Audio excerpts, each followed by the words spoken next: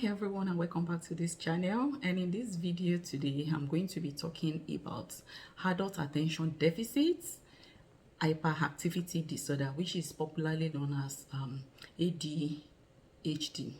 So this is a common mental condition that usually affects the little children, and this condition is usually identified first by their teachers at school, because these children usually present with instability. What I mean by instability is they usually are not able to sit in one particular position.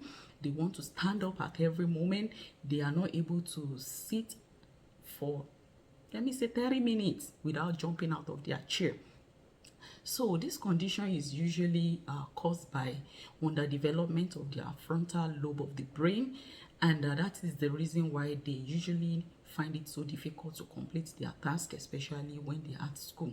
Because these children are not able to complete their task when they are at school, they have this low self-esteem, and they usually don't want to relate with other children, especially those ones that are really doing well completing their task. So by the time the teacher identifies these children, they usually want to report to their parents so that the parents can as well observe this behavior in the children. And by the time they observe this behavior in their children, what is the next thing they need to do is just to take them to the hospital, whereby they will be assisted. And for the treatment, what do they usually give to them is to give them stimulants, because like I said, these children are not able to complete their task.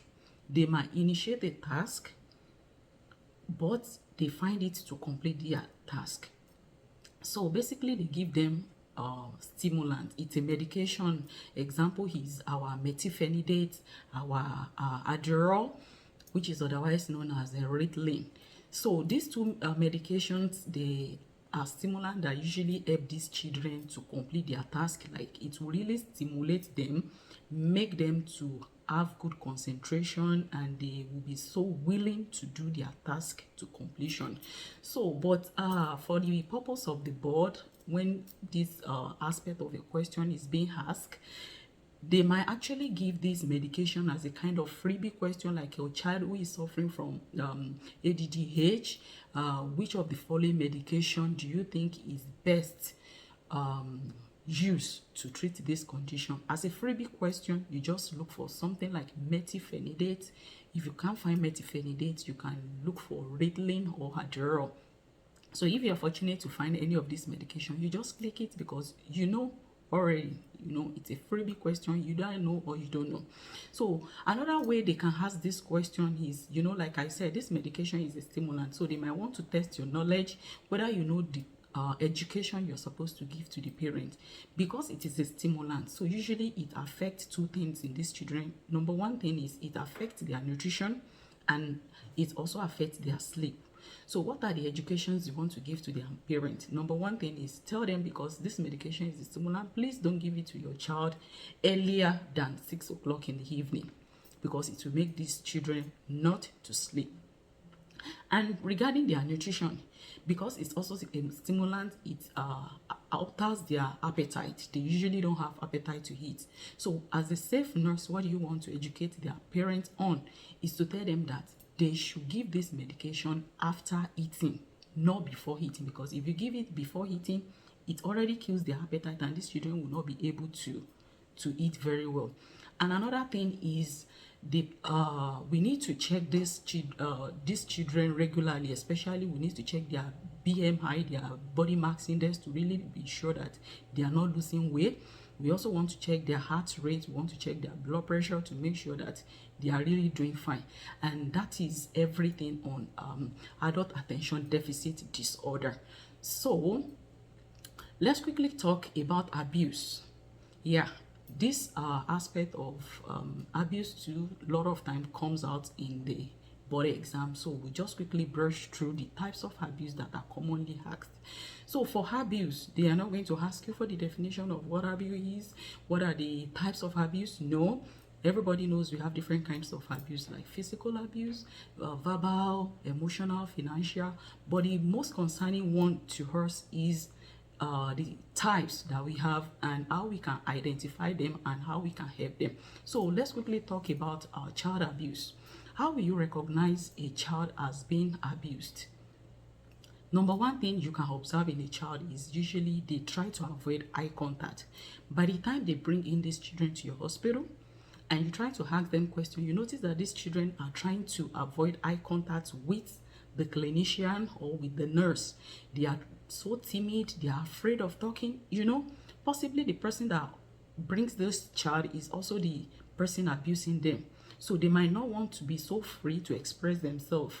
So if it is a child that is a little bit matured, you can separate the two of them. Like the person that brings the child to the clinic, you can separate them so that this child can actually verbalize his or her mind. Another thing you can look for is sometimes there are signs of shaking baby syndrome, such as baby being lethargic. Sometimes they have this bulging frontal lobe. Some of them have increased intracranial pressure. That means they are really shaking those babies. That is another sign of child abuse. Another thing you can see is when they are giving you story that doesn't match. Imagine a parent telling you that a 2-month-old baby will roll out of bed. How possible is that? 2-month-old child. How can a 2-month-old child roll out from the bed automatically? That is an abuse. Another thing you can see in a child to make you really confirm that this child has been abused is if a child is having multiple fractures with varying degrees of healing. Then you should suspect that there's an abuse. Sometimes also we usually see burns on some funny areas, maybe their elbow, their knee, their ankle, their buttocks. Maybe they just dip that child buttock inside hot water. So if you are seeing all of these signs, then you need to report this incident to CPS, the Child Protective Services. They will be the one to take up the issue, because where our responsibility ends is when they bring them to the hospital. We carried out our little assessment, then we forward that incident matter to the CPS, and they will now be the one to do like kind of background investigation until they are able to come to the root of the matter. So let's quickly talk about elderly abuse. Elderly abuse lot of time goes unnoticed. The reason why is because these elderlies, lot of time, they are already suffering from dementia. They can't remember what has happened to them. And because of that, they are not able to report what has happened. And because of that, they can't get help. So how do you identify elderly abuse? Number one thing is when you are seeing them that they are being neglected, they have poor personal hygiene, possibly somebody that is in long-term care, or that they've assigned an home care assistant to be looking after. Possibly the person is just going there to do some other things. They are not feeding them very well. You notice that this elderly will become so malnourished. They look unkept. They will appear untidy. Some of them are already having medical conditions such as diabetes mellitus, high blood pressure, and by the time you check on their health status, you know that their health condition is already deteriorating because they are not having their medications when they are supposed to have it. So this will let you really confirm truly that this person is already being abused. Sometimes you see some scratches on their body, possibly they are having kind of contact, like kind of fight with each other. So when you notice this thing, it's still not our responsibility to do any investigation. All we just need as nurses to do is to report to the social workers. Then they will take the issue up and do some of their investigations until they are able to find the cause of the abuse. And the third abuse is the spouse abuse. Spouse abuse, this is also common. And what usually causes the spouse abuse? A lot of time, spouse abuse might be as a result of possibly one spouse is not working, and so the spouse that is not working is just so dependent on the other spouse that is working, and because of that they don't want to go out, even though they are being abused every day. They are beating them, they are doing a lot of things to them, but they can't just get out of the house because they don't have anywhere to go. So by the time they visit your clinic, as a nurse, what is your responsibility in this situation?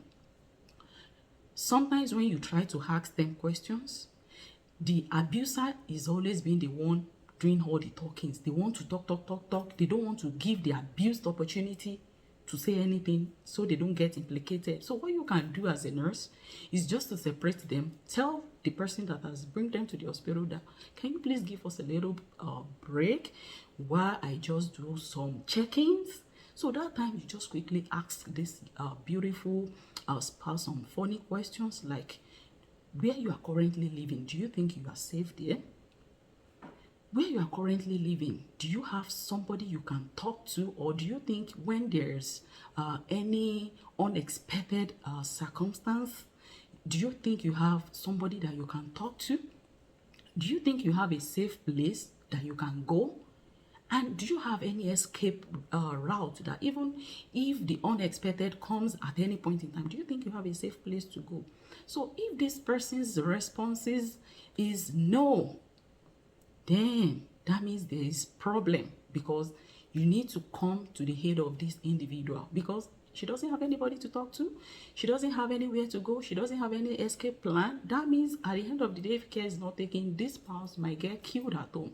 So all you just need to do again as a nurse is to report to the social workers. Then they have to take up the matter. They will have to do some background investigations until they are able to actually identify the situation as an abuse. And that will be all for this presentation. If you like this video, please don't forget to give it a thumbs up, and don't forget to like this video. Put your comments in the comment section. Any of your questions regarding this short presentation, please drop it in the comment section, and don't forget to subscribe to my channel. Thank you so much for watching. I appreciate you all. Bye.